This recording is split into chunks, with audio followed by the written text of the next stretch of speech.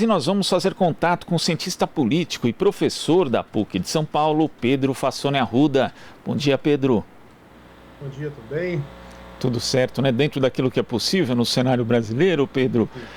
Mas a gente teve na semana passada um dos jornais mais importantes dos Estados Unidos e do mundo, The Washington Post, ali falando a respeito da gestão de Jair Bolsonaro durante a crise sanitária, com diversas críticas ao governo brasileiro, inclusive falando que existem condições objetivas de impeachment e inclusive também aludindo aí aos seus arroubos golpistas. Como é que você vê mais essa manifestação agora em editorial de um jornal e como fica a imagem do Brasil lá fora, a imagem do governo brasileiro, se isso também acaba modificando aqui as condições políticas para que se abra de fato um processo de impeachment contra Bolsonaro, Pedro?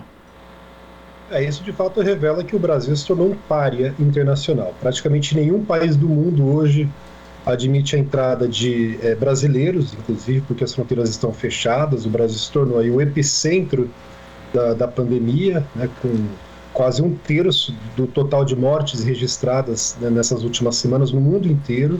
Então a situação é muito grave, né? Alguns especialistas dizem que o número de mortes pode chegar a 500 mil até dentro de um mês e que o número de mortes diárias pode também atingir cerca de 5 mil. Quer dizer, é um absurdo, né, completo o que vem acontecendo. E também, né, essa omissão do Bolsonaro é vista como uma omissão criminosa, porque a maioria dessas mortes poderiam ser facilmente evitadas se tivessem tomadas as medidas necessárias, né? Então está claramente configurado, né, um crime de responsabilidade do presidente da República, mais do que isso, né, um crime de genocídio, e isso justifica não apenas o impeachment, né, mas que depois da saída do Bolsonaro do governo, ele que seja levado às cortes, a um tribunal para ser julgado, né, ele tem que sentar no banco dos réus e responder por isso daí, que é uma verdadeira carnificina que vem acontecendo no Brasil. Então esse editorial do New York Times, o Washington Post também já divulgou um outro editorial na mesma linha, completamente desgastada lá fora, né? Não a imagem do Brasil, mas a imagem do governo brasileiro, né? E na semana passada nós tivemos ali, inclusive isso é mencionado no editorial, né, a tentativa de uso político das Forças Armadas, o que acabou abrindo aí uma certa crise nesse setor, né, na relação ali entre civis e militares no governo, inclusive com a substituição não só do ministro da Defesa, mas também como os 3 comandantes das Forças Armadas. Como é que você vê isso, Pedro, já que o braço militar do governo sempre foi considerado um dos sustentáculos da gestão de Bolsonaro? Isso revela que não existe um consenso dentro das próprias Forças Armadas, né? Ou seja, desde a redemocratização da transição ali da ditadura para a nova república em 85, os militares nunca abriram mão de exercer uma espécie de tutela sobre a sociedade civil. No entanto, né, a possibilidade de uma intervenção direta, ou seja, ocupando realmente a chefia do Poder Executivo, isso não foi aventado em nenhum momento nesses últimos 30 e tantos anos. O Bolsonaro ele vem sofrendo um desgaste dentro das próprias Forças Armadas, né, até porque não existe um clima. A situação hoje é muito diferente de 1964, por exemplo. Naquele momento havia uma escalada da mobilização popular, ligas camponesas, greves gerais que eram convocados pelos sindicatos de trabalhadores que, de certo modo, preocuparam ali as frações da burguesia brasileira, industriais, latifundiários, banqueiros, né, alta burguesia comercial, enfim. Hoje em dia, né, infelizmente, a gente tem que constatar que os retrocessos na área da economia, da sociedade, vêm sendo levados a cabo sem a necessidade de uma intervenção militar, porque a gente tem, inclusive, um Congresso Nacional com um perfil muito mais conservador do que aquele que existia, do que aquele que tinha lá em 1964, né?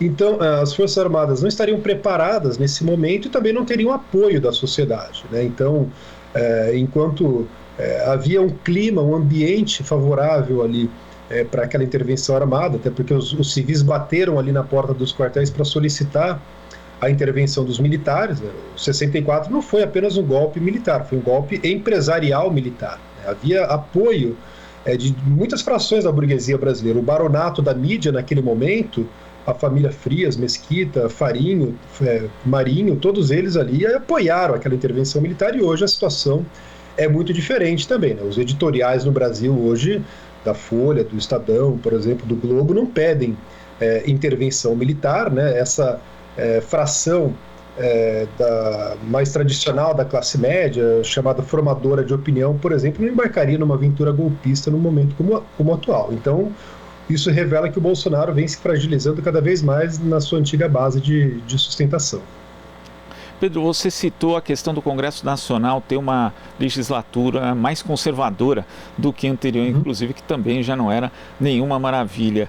Mas nesse contexto atual nós temos uma presidência da Câmara mais alinhada com Arthur Lira ao governo Bolsonaro do que era Rodrigo Maia, que apesar de não ter colocado em votação nenhum dos processos de impeachment ali que ele recebeu, nenhum dos pedidos de impeachment, em algumas outras questões conseguiu ser mais permeável em relação às pressões populares, às pressões da própria sociedade. Você acha que essa pressão que agora vem de fora também, com o Brasil se tornando, como você disse, um par internacional, pode modificar um pouquinho o equilíbrio, pode fazer com que a presidência da Câmara possa pender um pouco mais no lado contrário de Bolsonaro, ou o acordo com o chamado Centrão está muito bem fechado para isso hoje, Pedro? Eu acho que existe possibilidade de mudança na correlação de forças. A gente pode, inclusive, fazer um paralelo com o que aconteceu em 2016. Né? Naquele momento, na verdade, no final de 2015, quando o então presidente da Câmara, o Eduardo Cunha, aceitou o pedido de impeachment contra a presidenta Dilma, até alguns jornais, a Folha, por exemplo, eu me recordo, naquele momento, fez um levantamento, uma enquete com parlamentares, e que mostrava que, se o pedido de impeachment fosse votado naquele momento, a maioria seria contrária. Mas aí depois veio o recesso parlamentar, mobilizações populares, e também a correlação de forças foi mudando. Muitos deputados e senadores que antes hesitavam em aderir àquela aventura golpista acabaram cedendo à pressão popular, né, devendo algum tipo de satisfação aos seus eleitores, né, que as manifestações cresciam cada vez mais. Então, criou-se, na verdade, né, preparou-se uma situação para que o impeachment da Dilma fosse aprovado. Então, houve muitas defecções ali na base aliada, muitos parlamentares do próprio PMDB que, no primeiro momento, se manifestaram contrários ao impeachment, depois acabaram aderindo, porque também acabaram não tendo como ignorar a pressão das ruas, aquelas grandes manifestações, né? Então também a popularidade do Bolsonaro vem caindo cada vez mais, né? Ele vem perdendo apoio, a taxa de rejeição ao seu governo vem crescendo, a maioria da população não aprova a maneira como ele vem conduzindo a gestão aí da pandemia, né? Então é possível também que cada vez mais o número... O Bolsonaro também está cedendo cada vez mais à pressão do Centrão, né? Ele falou que iria acabar com a velha política, mas ele está aderindo justamente ao velho toma lá da cá, ao fisiologismo, ao loteamento de cargos, e ele vai ficando cada vez mais refém do Centrão, né? Existe um limite também para fazer concessões, e quando ele menos espera, ele já está completamente na mão e refém dos interesses do Centrão, que de Centrão só tem o nome, né? Porque é um agrupamento de extrema-direita ultra-reacionário. A gente até já chamou algumas vezes de direitão, né? Que seria direitão, talvez o termo mais apropriado. E dentro desse contexto, sim, a gente já teve, Pedro, a queda do ministro das Relações Exteriores, Ernesto Araújo, muito por conta da questão da dificuldade que toda a diplomacia brasileira acabou causando, né? Por exemplo, na aquisição mesmo de imunizantes contra a Covid-19 e outros insumos, mas também porque ele começou a atrapalhar os negócios, né? Inclusive o próprio agronegócio já começou a ficar um pouco desconfiado em relação a ele. Você pode, na sua visão, essa questão, né, da crise sanitária que começa a atrapalhar os negócios, pode, na verdade, trazer essa parte da elite para, de repente, apoiar a queda de Jair Bolsonaro?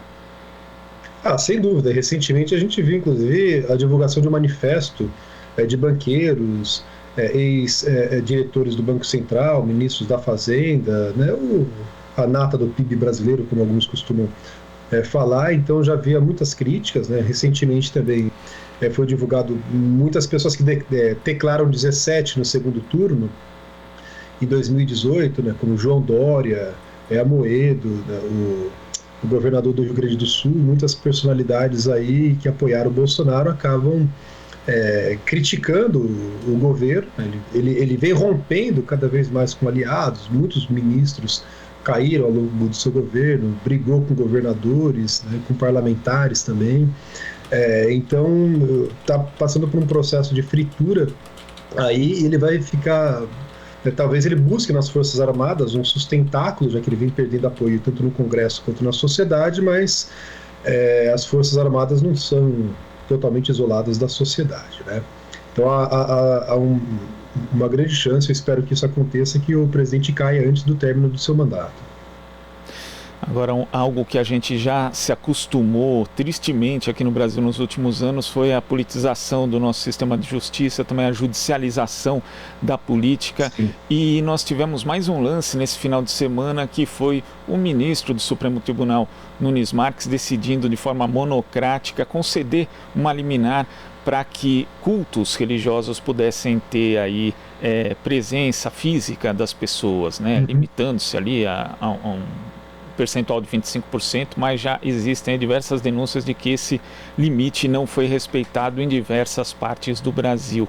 O ministro Nunes Marques já tinha mostrado meio a que veio no julgamento da suspeição de Moro, com inclusive ali argumentos, um voto bastante questionado do ponto de vista jurídico. E ontem a mesma coisa, foi questionado inclusive por um colega do Supremo, Marco Aurélio Mello. Como é que você vê não só a postura do ministro Nunes Marques atuando como uma espécie de líder de governo na corte, mas também com a perspectiva de indicação de outro ministro a partir da aposentadoria de Marco Aurélio em julho? Pedro? A decisão do ministro Nunes Marques foi, inclusive, contrária a uma decisão que já tinha sido adotada pelo plenário, né? Então, uma decisão monocrática, passando por cima de uma decisão anterior, né? O Supremo, dos seus 11 ministros, por maioria, já tinham decidido que governadores e prefeitos tinham autonomia para decretar medidas aí de combate à pandemia. Então ele acaba passando por cima da vontade dos seus próprios colegas, aí as críticas internas que ele recebeu, né? Também existe a possibilidade do Bolsonaro indicar outro ministro conservador, né? O Nunes Marques ainda não é o terrivelmente evangélico a que o Bolsonaro tinha se referido anteriormente. A questão é que isso também depende da aprovação do Senado, né? Então ele vai passar, qualquer indicado passa por uma sabatina numa comissão do Senado e depois tem que ser aprovado pelo plenário. Também dependendo do perfil do ministro, isso pode, inclusive, pela primeira vez talvez na história, que a indicação não seja aprovada pelos membros da casa, né? E outra questão é que, pelo menos nesse aspecto da suspeição do Sérgio Moro, há uma certa divergência com o Bolsonaro, né? Até porque o Sérgio Moro acabou se tornando um desafeto do presidente, eles acabaram rompendo, enfim, né? E tem também no Congresso, inclusive no Centrão, muitas pessoas que se colocaram contrários, né, a Lava Jato. Então, o fato do ministro Nunes Marques ter votado contra a alegação de suspeição poderia até dar uma sobrevida ao ex-juiz e ex-ministro Sérgio Moro, né? Então, o fato de ter tomado uma decisão favorável ao Sérgio Moro não significa necessariamente que era favorável ao Bolsonaro. E nesse ponto de vista também nós temos aí, com essa decisão do ministro Nunes Marques, houve primeiro uma reação do prefeito de Belo Horizonte, Alexandre Calil, dizendo que iria atender a decisão do plenário do Supremo, que estabelecia ali a competência concorrente dos entes federativos. Mas, ao dizer isso, o ministro Nunes Marques reagiu dizendo que ia intimar o prefeito para o cumprimento da decisão. Então a gente já tem uma dificuldade muito grande, porque não existe uma coordenação nacional no combate à pandemia da Covid-19. Isso acaba instigando ainda mais o conflito entre os entes federativos do Brasil, um conflito institucional também, Pedro? Sem dúvida. O próprio Bolsonaro já questionou muitas decisões do STF, teve até declarações de um dos seus filhos falando que bastaria um cabo e um soldado para fechar o Supremo. E tem muitas declarações anteriores do Bolsonaro falando que apoia tortura, golpe, intervenção, fechamento do Congresso, né? Então, de fato, é uma figura perigosa, né, que só acabou não adotando nenhuma dessas medidas porque existe uma certa resistência nas outras instituições. Mas o Bolsonaro, na verdade, cada declaração que ele faz, no sentido de gerar um tipo de atrito, de tensão com os demais poderes, é um balão de ensaio, né? Ele vai testando para ver até onde que pode esticar essa corda. Às vezes ele recua, né? Ele volta atrás em alguma declaração, por exemplo, mas a ideia é justamente mobilizar uma parcela da sociedade aí que poderia aderir facilmente a uma aventura golpista. Tá certo, Pedro. Queria agradecer sua participação aqui no Jornal Brasil Atual. Até a próxima. Eu que agradeço. Até a próxima. Abraço. Abraço. Conversamos aqui com o cientista político e professor da PUC de São Paulo, Pedro Fassoni Arruda. Você está ouvindo Jornal Brasil Atual. As notícias que os outros não dão.